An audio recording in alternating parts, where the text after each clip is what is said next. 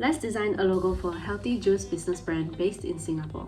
My client approached me to create a minimal logo for her new business called Matcha Juusu. She wanted a logo focused on the word juusu, derived from the Japanese word for juice. She also mentioned that she wanted a versatile logo so she could expand her drinks range in the future and also attract young and older audiences at the same time. This was the reference that she provided. Providing references to your designer makes the process easier, faster, more efficient, and more true to your vision. She asked for 2 logo concepts, which was focused on the word modern and minimal, and also welcoming and I first started off with the welcoming and trendy direction by first sketching in my notebook. For the welcoming and trendy direction, I began sketching out different bubbly and cartoonish fonts to convey a welcoming feeling.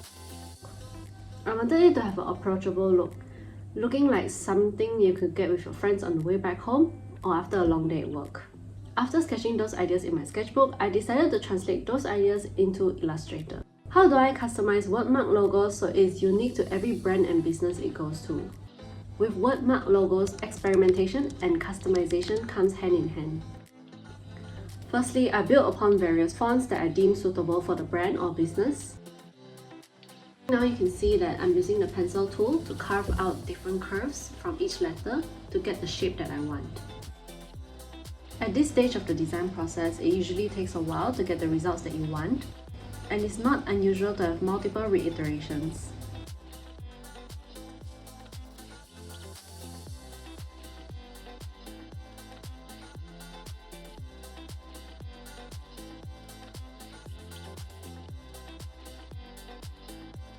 I started to experiment with different bubbly fonts and even with the letter J, whether it's capital or a small letter.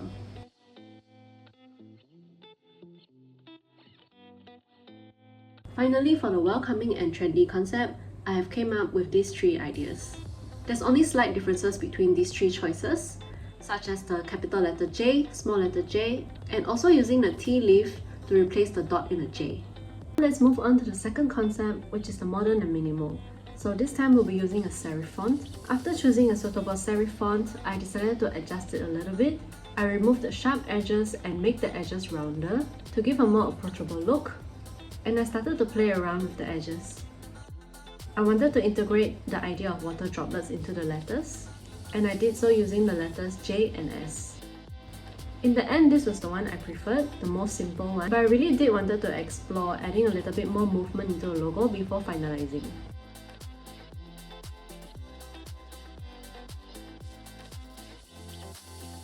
After trying it out, I decided that adding that movement that I talked about made it look very complicated for no reason, and I decided to go with the simple one instead.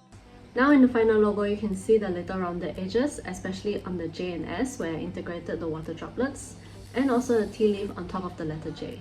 Now that I have both concepts ready, it's time to put together the presentation slides. My logo proposals usually start off with the client brief, photography and inspiration board, followed by the color schemes. And most of the time, I usually include the logo process. This will be the PDF that I'll be sending the client that shows them how the logo will look like in different color settings, on mockups and more.